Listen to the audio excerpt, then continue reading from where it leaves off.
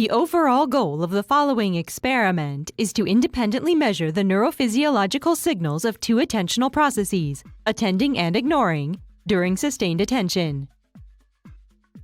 This is achieved by designing a computerized task in which participants press buttons in response to two concurrently presented sensory inputs in order to elicit the conditions necessary for engaging the attending, ignoring, or neither process.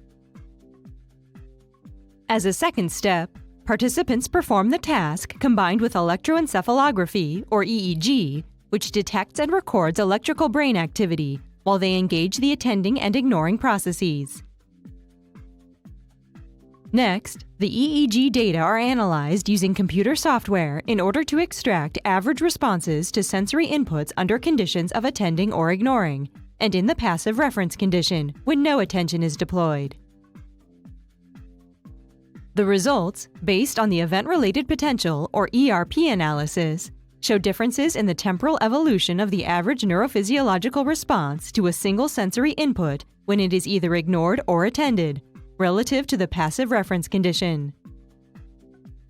The main advantage of this technique over existing measures, like the attention modulation effect, is that it allows us to test new hypotheses about whether attending and ignoring processes are implemented by the same or different brain mechanisms. The implications of this technique also extend toward therapy or diagnosis of attentional deficits because impairments of attending and ignoring processes can produce similar symptoms such as distractibility, making treatment choice difficult. This method assesses the integrity of each process separately and is therefore able to more accurately detect the true source of